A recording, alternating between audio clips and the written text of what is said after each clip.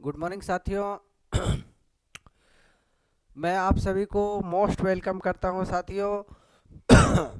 और सभी दोस्तों को ज़्यादा से ज़्यादा लोगों तक शेयर करने के लिए आप लोगों से रिक्वेस्ट कर रहा हूं साथियों। और कहता है कि घायल तो यहाँ हर एक परिंदा है, घायल तो यहाँ हर एक परिंदा है, लेकिन जिंदा वही है जो दोबारा लड़ सका है। ठीक है। घायल तो यहाँ हर एक परिंदा है, घायल तो यहाँ हर एक परिंदा है, मगर जो फिर से उड़ सका, मगर जो फिर से उड़ सका वही जिंदा है। ठीक है। चलिए साथियों, आगे हम चलते हैं, बायोलॉजी में ही चलेंगे।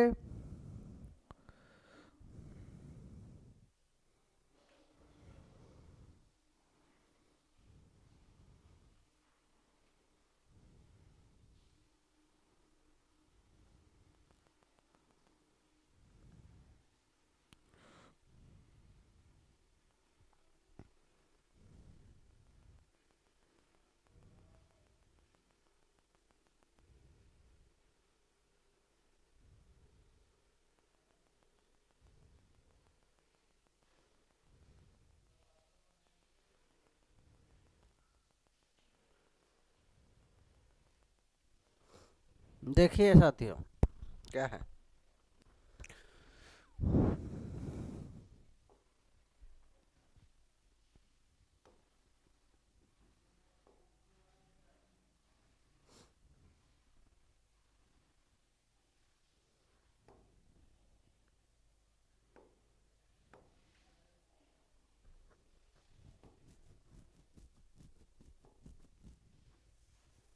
देखिए साथियों, बायोलॉजी, बायोलॉजी जीव विज्ञान,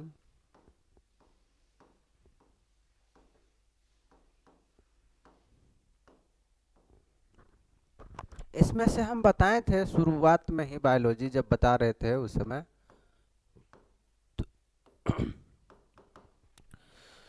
biology is a Greek word. ये एक ग्रीक वर्ड है, ग्रीक वर्ड है। ठीक है। एक वर्ड है which which is given by given by to scientist,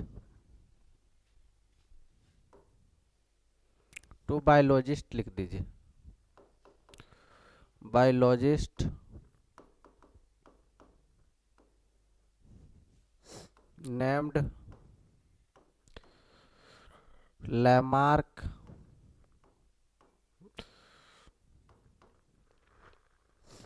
and Treviranus and Treviranus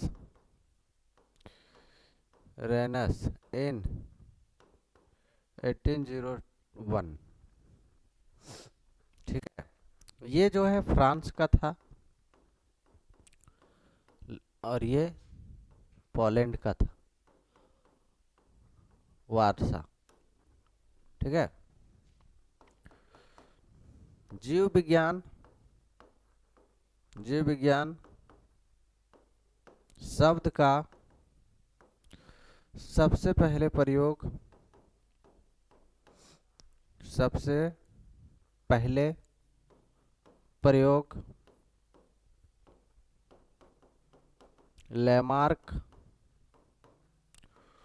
और Treviranus, Treviranus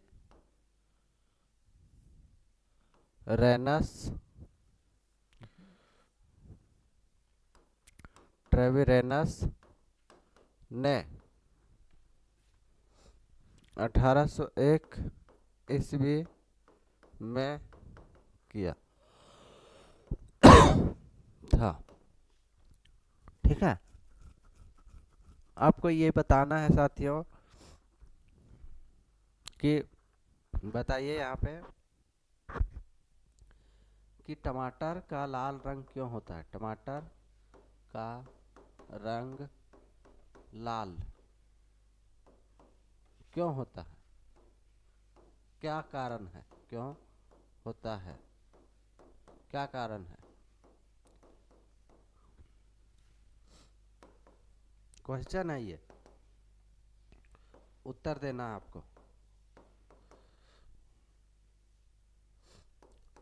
tomato is red, tomato is red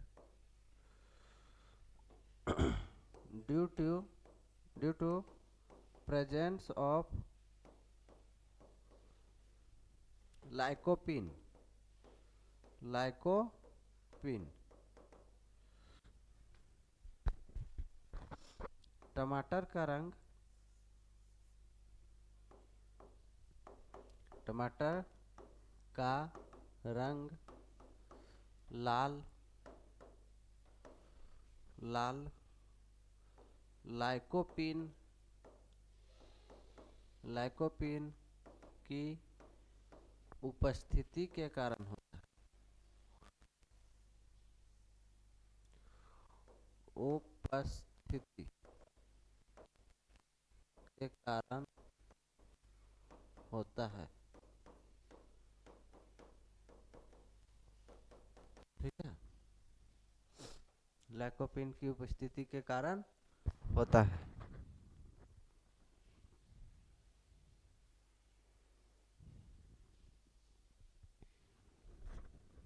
जल्दी से स्क्रीनशॉट ले लेंगे साथियों। और जो मिर्च होता है, मिर्च, चिल्ली, उसमें लाल रंग होता है। लाल रंग किसके कारण से होता है? कैप्सेंथिन के कारण, कैप्सेंथिन के कारण, कैप्सेंथिन के कारण, क्योंकि उसमें कैप्सेंथिन पाया जाता है। ठीक है, कैप्सेंथिन पाया जाता है। नेक्स्ट, मिर्च में तीखापन, जो बिटरनेस रहता है, वो किसके कारण रहता है? बिटरनेस। तो बिटरनेस रहता है कैप्सेसिन के कारण, कैप्सेसिन के कारण, सेसिन के कारण। ठीक है, एक पॉइंट और लिख लीजिए। नारंगी का, नारंगी का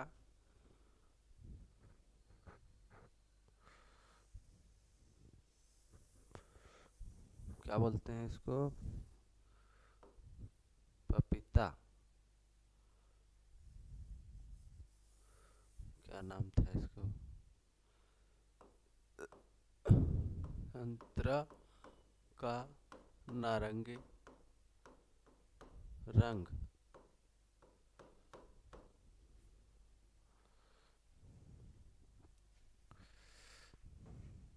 कैरोटीन के कारण, कैरोटीन, कैरोटीन के कारण। ठीक,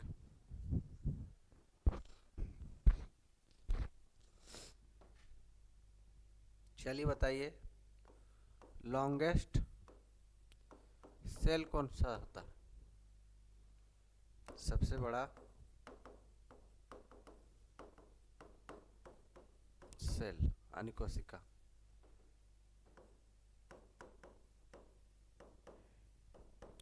न्यूरॉन होता है। क्या होता है? न्यूरॉन। न्यूरॉन के बारे में आप जानते होंगे साथियों, 90 सेंटीमीटर इसका लंबाई होता है।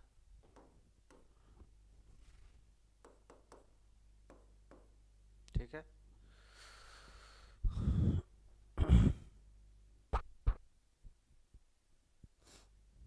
ठीक है।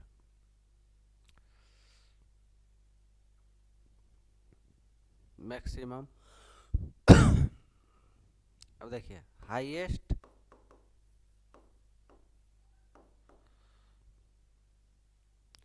Regeneration power, regeneration power, regeneration power समझते हैं कि नहीं? पावर,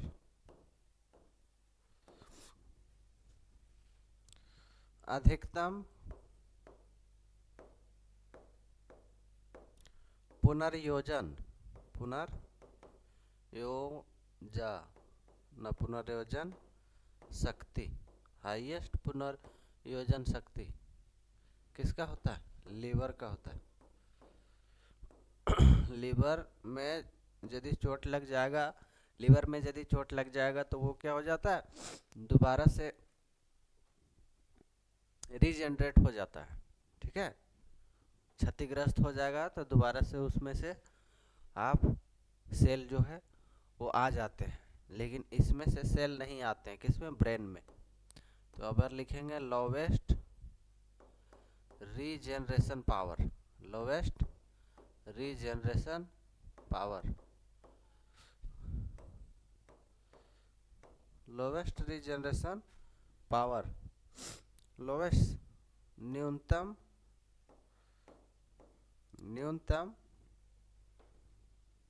पुनर्योजन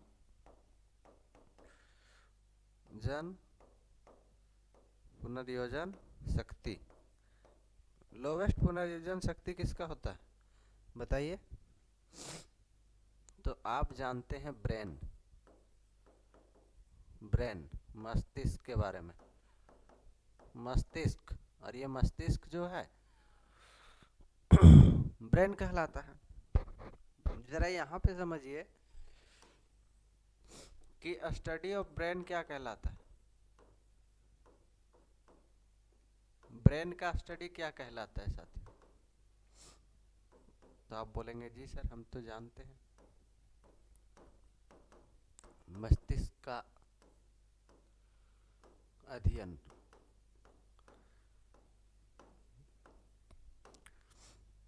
क्या होता है साथियों बताइए? तो बोलेंगे जी सर मैं जानता हूँ, एकदम उछल कूद के बताएंगे आप। न्यूरोलॉजी, न्यूरोलॉजी बताइए। स्टडी ऑफ टीथ क्या कहलाता है?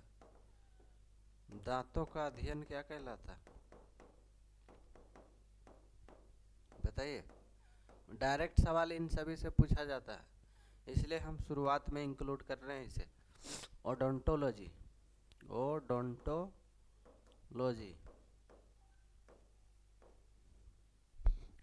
डायरेक्ट सवाल, बहुत सारा सेट देखेंगे डायरेक्ट इसी तरह डिटो सेम डाटा के साथ रहेगा।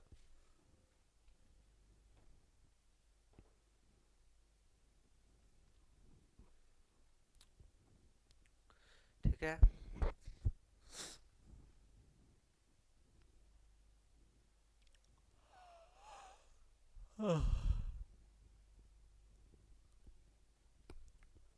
देखिए स्टडी ऑफ हेयर क्या कहलाता है? स्टडी ऑफ हेयर कहलाता है ट्राइकोलॉजी।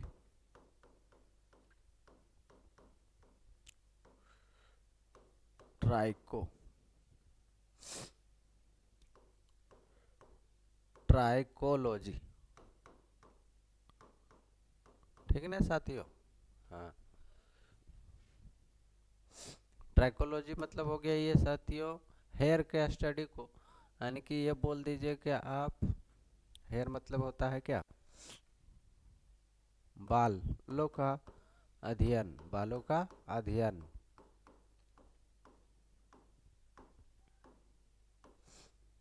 ठीक है, अब देखिए लॉन्गेस्ट प्रेगनेंसी ड्यूरेशन,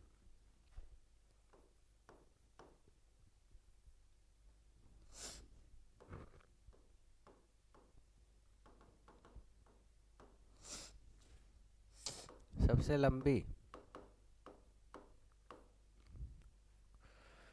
लंबी गर्भकाल किसका होता है? तो एलिफेंट का, हाथी का 624 दिन ना।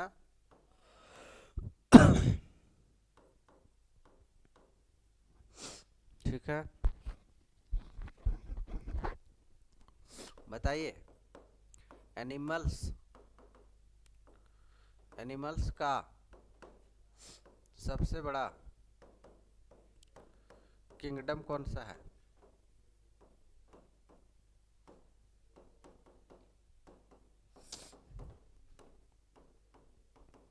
सबसे बड़ा किंगडम कौन सा है एनिमल्स का?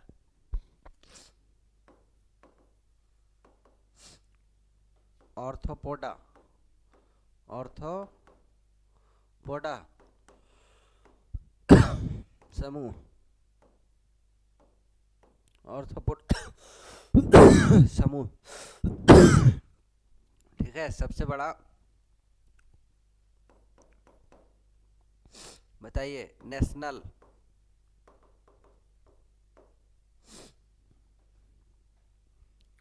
डॉल्फिन, नेशनल एक्वाटिक एनिमल कौन सा है?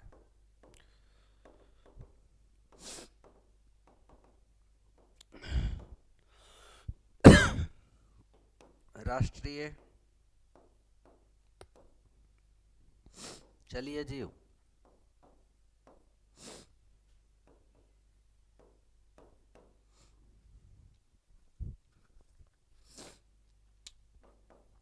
डॉल्फिन।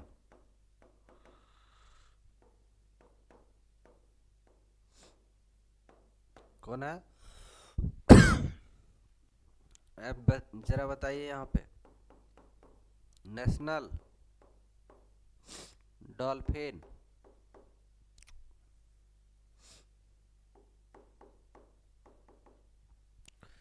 रिसर्च सेंटर कहाँ पे?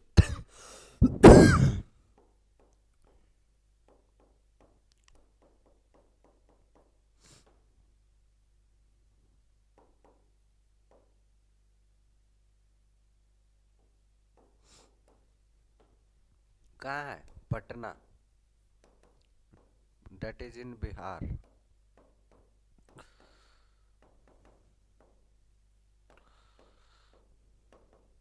पटना में जानते होंगे साथियों, गोलघर भी आपका पटना में है। गोलघर पटना में, कभी जाएं घूमने के लिए तो आप जरूर विजिट करें।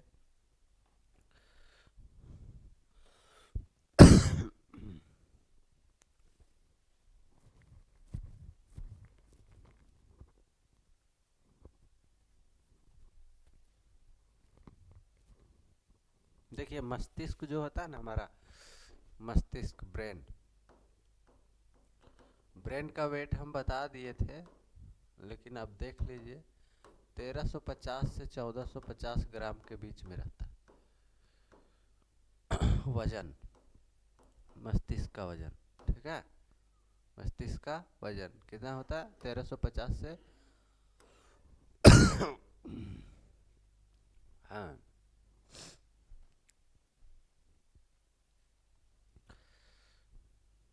अब देखिए साइलेंट वैली नेशनल पार्क कहाँ पे है? Silent valley national park that is in Kerala, Kerala में।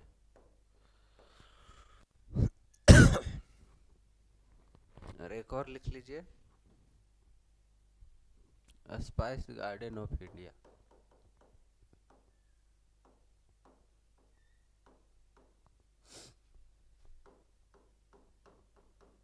क्या कहलाता है स्पाइस गार्डन ऑफ इंडिया? मसालों का बगीचा किसको कहते हैं?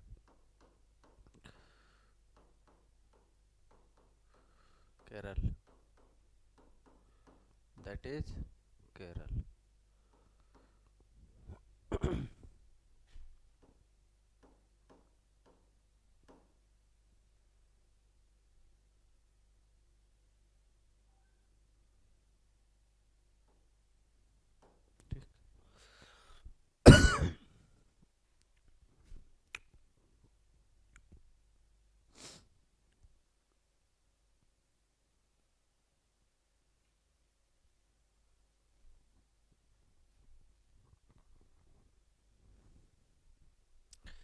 जल्दी उतारिए, फटाफट उतारिए साथियों।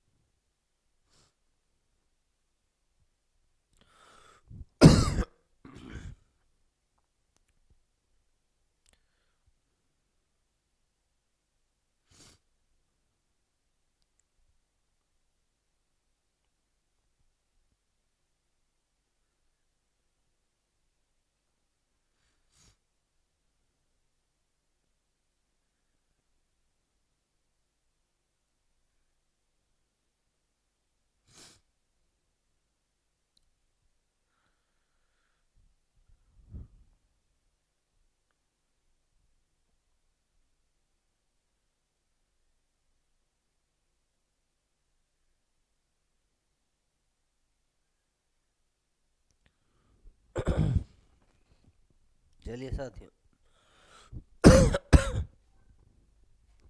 आगे चलते हैं। देखिए, वाइटामिन्स।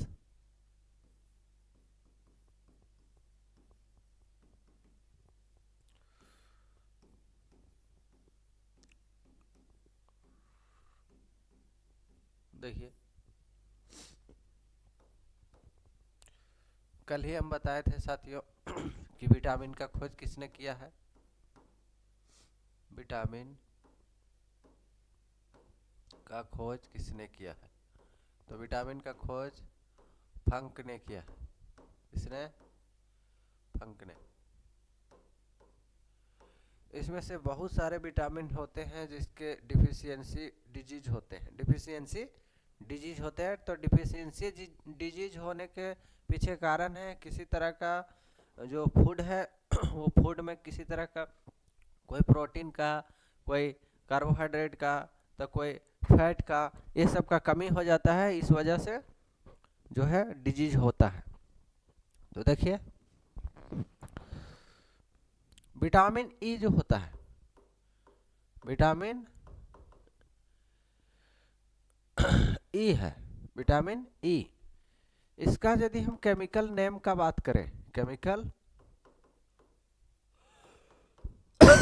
नेम का बात करें, रासायनिक नाम, रासायनिक नाम, इससे सवाल आता है साथियों, इसलिए बहुत गौर करेंगे बहुत अच्छे से। केमिकल नेम, तो इसका नाम होता है टोकोफेरोल। टोकोफेरोल, क्या नाम है? टोकोफेरोल। ठीक है, फर्स्ट नंबर। दूसरा है विटामिन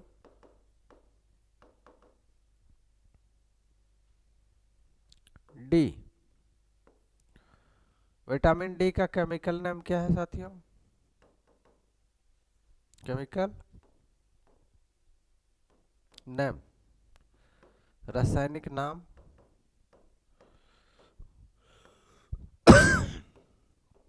जिसका रासायनिक नाम है calciferol. Calciferol, calciferol.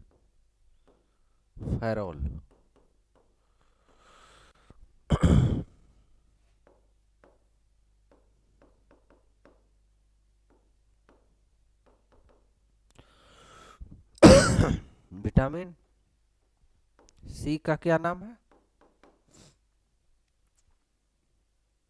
Chemical name कल ही बताए थे हम, एस्कॉर्बिक एसिड। Ascorbic acid.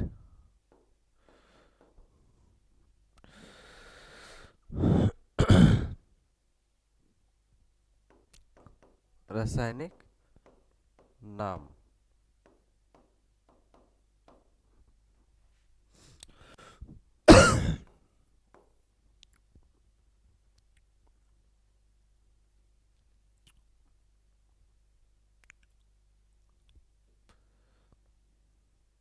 फिर विटामिन डी, विटामिन ई, और विटामिन के को हम लोग बोलते थे, विटामिन के को क्या बोलते थे? ब्यूटी विटामिन बोले थे कि नहीं?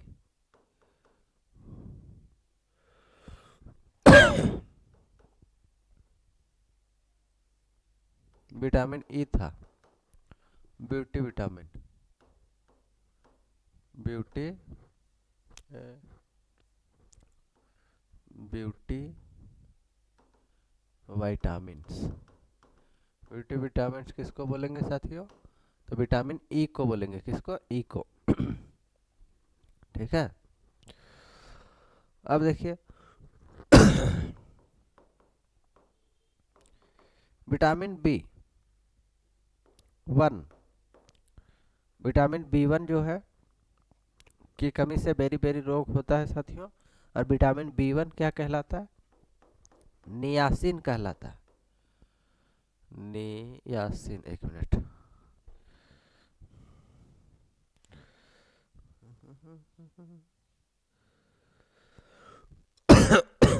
ठीक।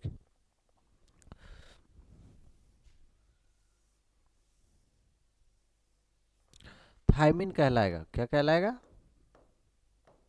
थायमिन। क्या कहलाएगा? थायमिन। दूसरा विटामिन B12, B2, B2 क्या कहलाता है? राइबोफ्लेविन, राइबोफ्लेविन कहलाता है। Riboflavin, flavin, riboflavin. Vitamin B3,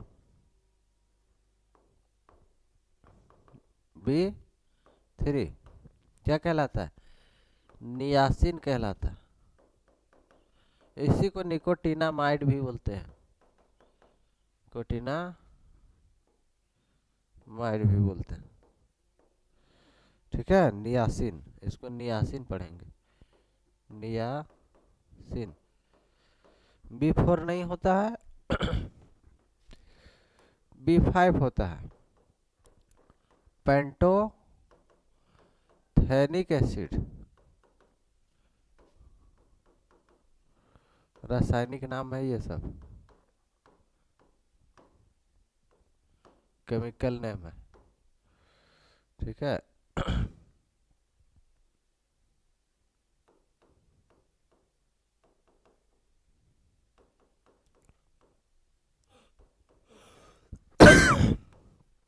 pantothenic अम्ल।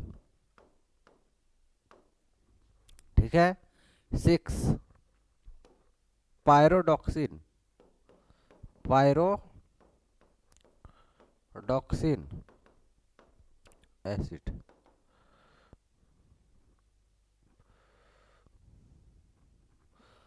पायरोडॉक्सिन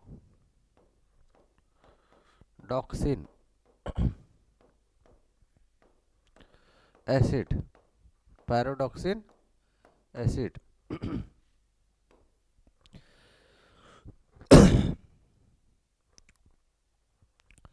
एक होता है B9, या तो इसको B11 भी कहते हैं, फॉलिक एसिड, फॉलिक एसिड, या तो इसको फॉलेट एसिड भी बोलते हैं, फॉलिक एसिड।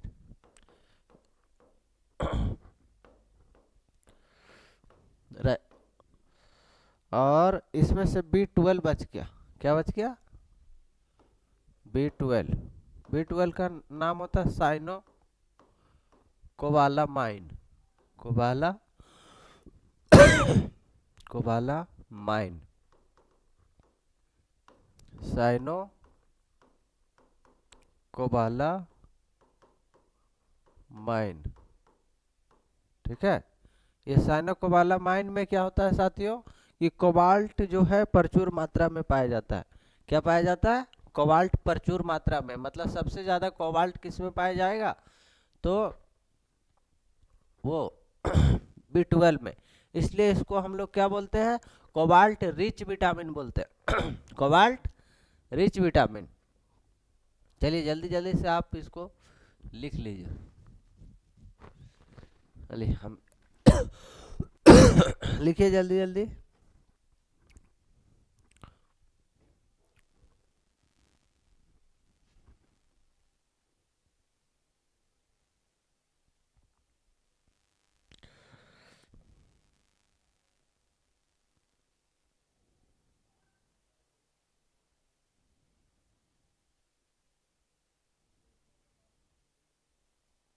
मछली।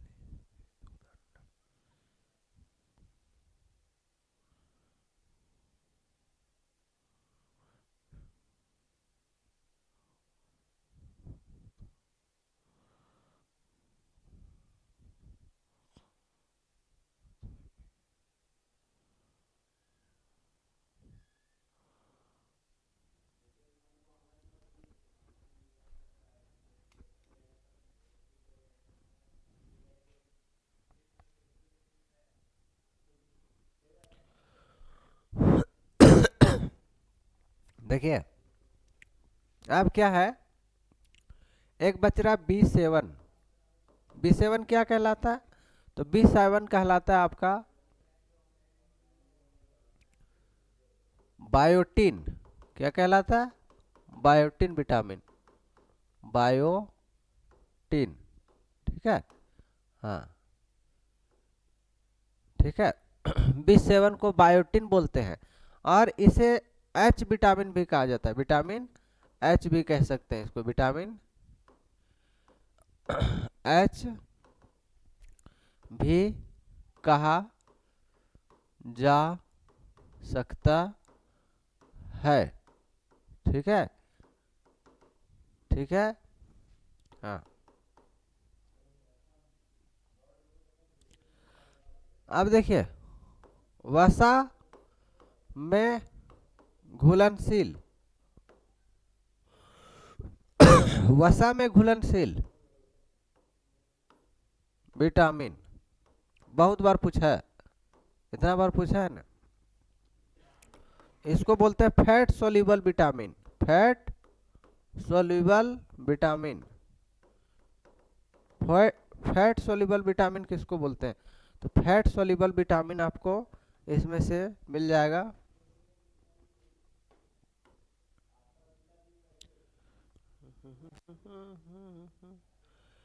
AD। एक और लिख लीजिए यहाँ पे, जल में घुलनशील, जल में घुलनशील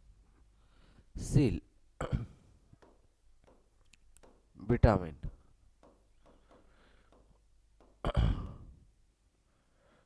विटामिन इसको बोलते हैं water soluble vitamin.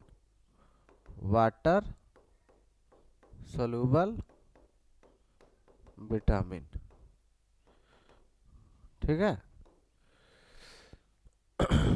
B, C, अरे इसमें आएगा A, D, E और K। ये सब फैट सोल्यूबल विटामिन है और ये है water soluble vitamin. Water soluble vitamin. ठीक है। अब देखिए जरा हमको बता दीजिए, फादर ऑफ सर्कुलेटरी सिस्टम कौन है?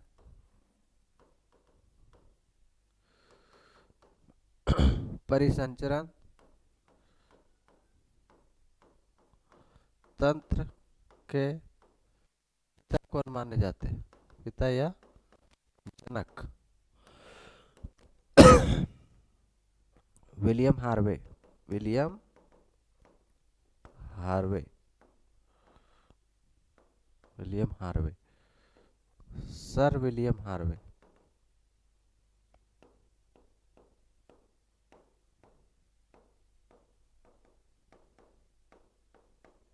ठीक है, विलियम हार्वे जी ने ही सबसे पहले बताया ब्लड और हार्ट के बारे में। ठीक है,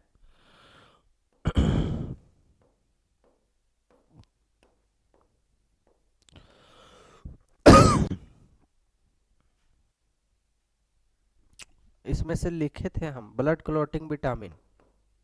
ब्लड क्लॉटिंग विटामिन कौन सा होता है? विटामिन के। विटामिन्स, विटामिन के।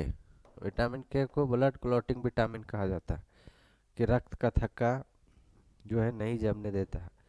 Blood clotting vitamin. हीमोफीलिया रोग होता है इससे। हीमोफीलिया रोग। देखिए,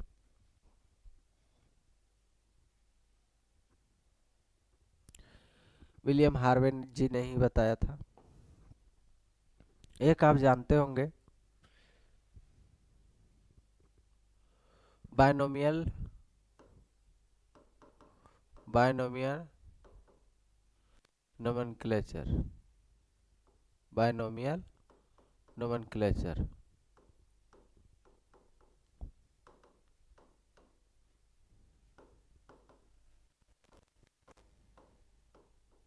फादर ऑफ बायनोमियल नोमेनक्लेचर। इसका नाम है द्विनाम, द्विनाम पद्धति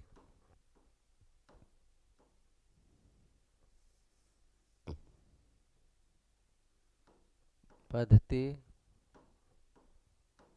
का पिता।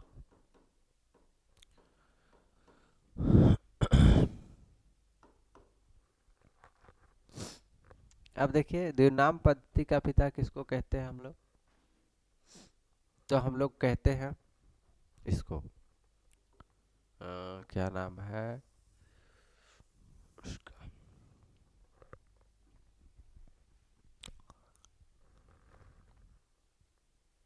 कैरोलस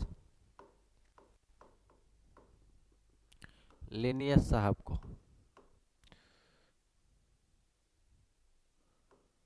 लिनियस, ठीक है। कैरोलस लिनियस, कैरोलस लिनियस साहब।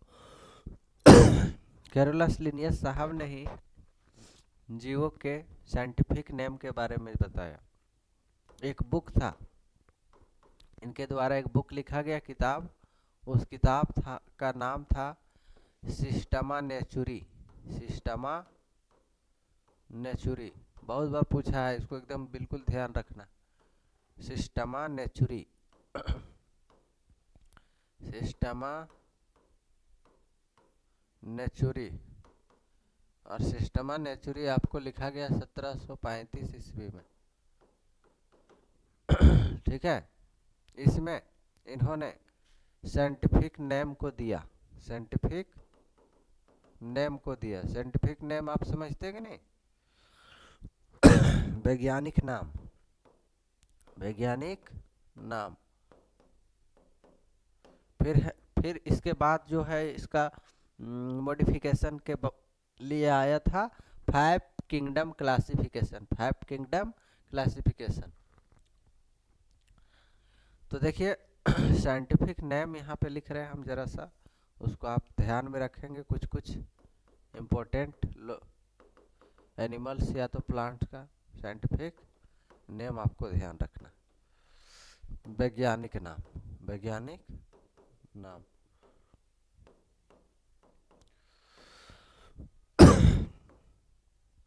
जैसे बकरी, गोट,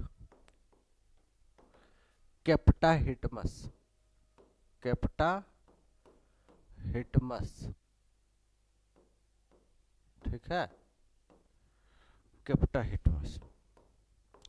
ह्यूमन, मनुष्य। होमोसेपियंस, होमोसेपियंस प्रजाति का था।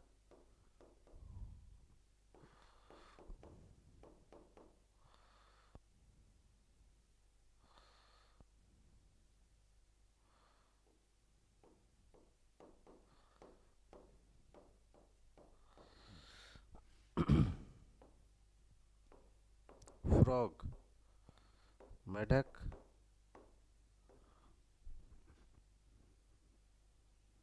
राना टिग्रीना,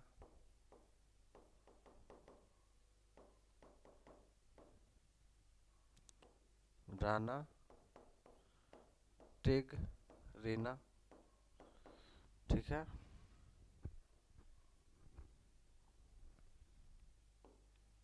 चौथा लायन, मतलब शेर। इसको हम लिख सकते हैं क्या? Panthera leo, Panthera leo. और आगे चलते हैं।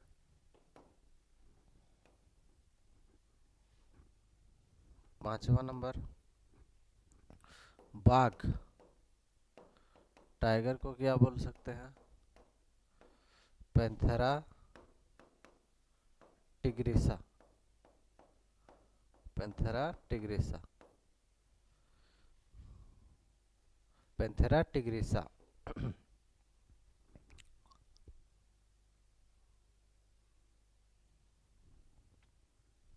फिर है मोर, पिकॉक। पिकॉक को हम लोग क्या बोलते हैं? पावो क्रिस्टेटस, पावो क्रिस्टेटस।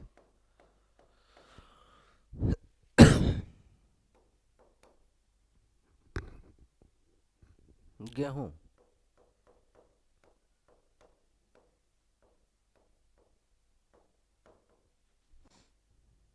गेहूं का होता है ट्री टी कम, ट्री टी कम एस टीवम,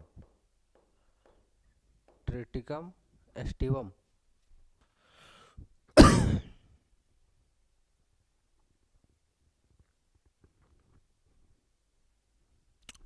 यहाँ पे लिख लीजिए, जरा सा जगह बच रहा है तो, फादर ऑफ इम्यूनोलॉजी।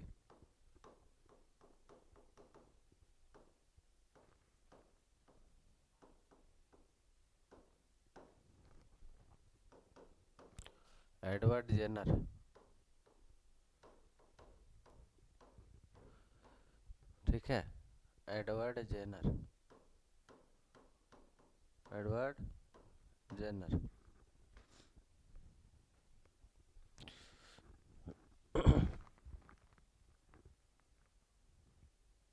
औषधि विज्ञान इसको बोलते हैं, औषधि विज्ञान।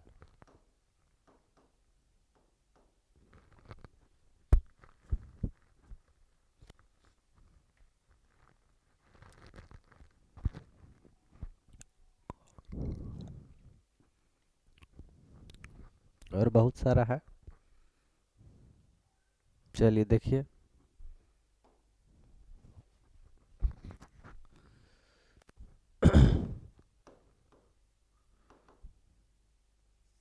देखिए, study of rocks, study of rocks यानी चट्टानों का अध्ययन, चट्टानों का अध्ययन क्या कहलाता है?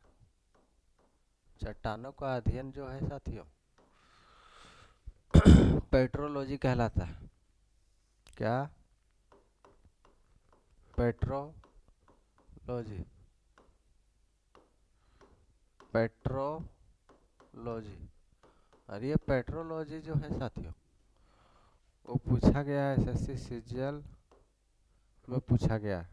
ठीक है।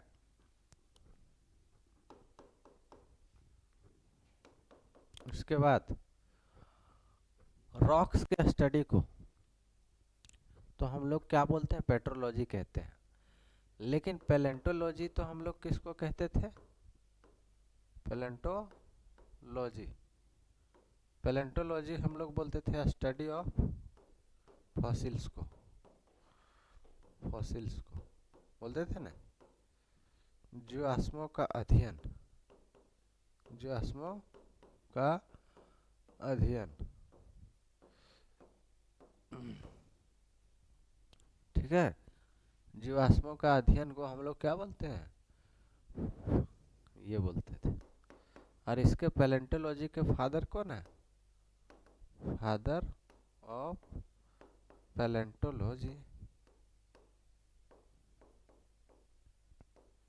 तो हम बोले थे क्या, लियो नार्ड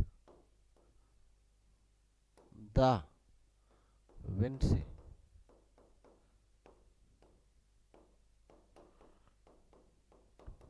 दा विंसी।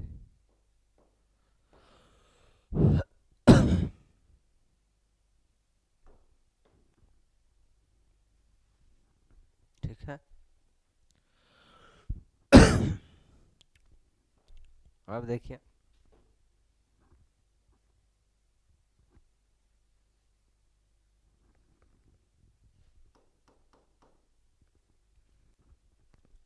अब आपको बताना है कि हमारे बॉडी का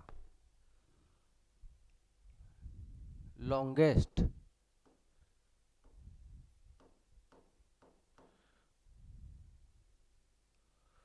या तो हाउ मैनी मसल्स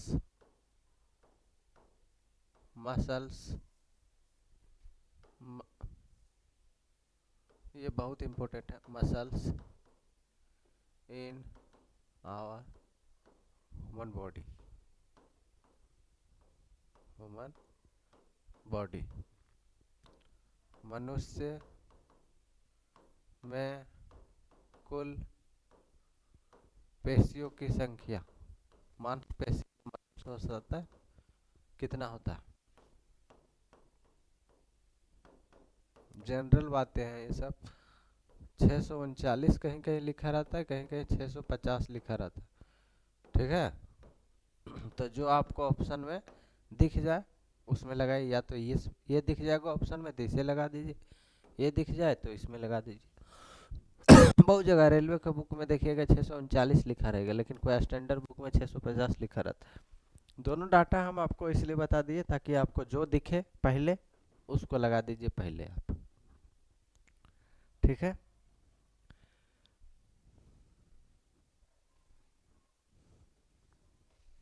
ये है या, ये और का चिन्ह है, ऐसा नहीं दोनों नहीं है, जो ऑप्शन में से पहले एक दिख जाएगा, दोनों दिखेगा तो दोनों में से किसी ऑप्शन को भी आप चूज करेंगे, नंबर आपको मिलेगा। लेकिन सिर्फ ये दिखेगा तो इसमें आप टिक करेंगे, मिल जाएगा नंबर। इसमें दिखेगा तो इसको में आप नंबर यदि टिक करेंगे तो वो मिल जाएगा। दोनों मतलब सही है अपने हिसाब से, ठीक है। और बोन्स तो हम जानते हैं कितना कितना है, हड्डियां तो हम लोग जानते हैं 206 होता है, ठीक है, 206 हड्डी होता है। ये सब जनरल बातें हैं, चैप्टर में हमको स्टार्टिंग में जान लेना, बाकी जब चैप्टर चलने लगेंगे तो बीच में कोई कोई बीच का कोई फैक्ट नहीं आएगा, जितना चीज़ें जो है वो इसी में आना है वही आएगा, ठीक है।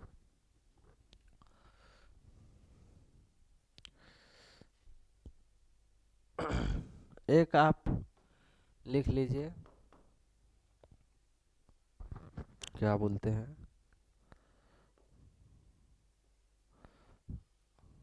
Large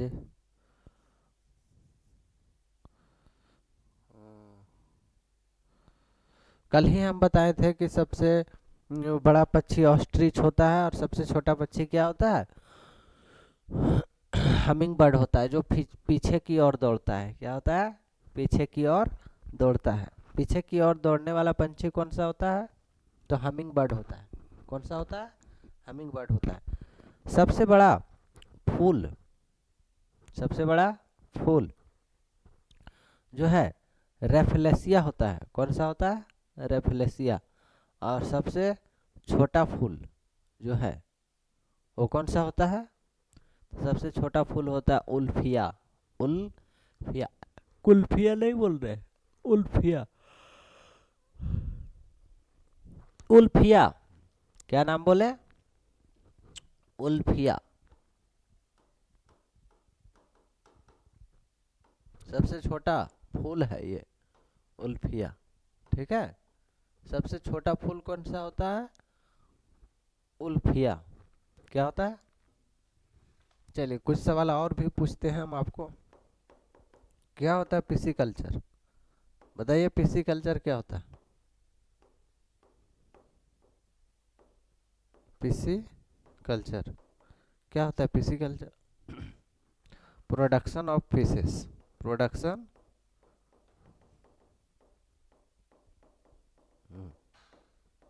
production of fishes, production of fishes, production of fishes, production of fishes, इसी को हम लोग बोलते हैं मछली पालन। ठीक है, और ये मछली पालन क्या कहलाता है? पिसिकल्चर। एक होता है आपका सेरिकल्चर, सेरिकल्चर, और सेरिकल्चर क्या कहलाता है? तो सेरिकल्चर जो है वो आपका कहला जाता है production of production of production of silk worm, silk worms, silk worms.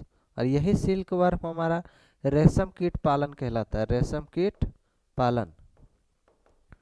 जो सिल्क प्राप्त होता है वो इसी से प्राप्त होता है सिल्क वर्म से ही, इसीलिए इसको हम लोग सेरिकल्चर कहते हैं। क्या कहते हैं? सेरिकल्चर कहते हैं। इसी से हमको सिल्क प्राप्त होता है, रेशम।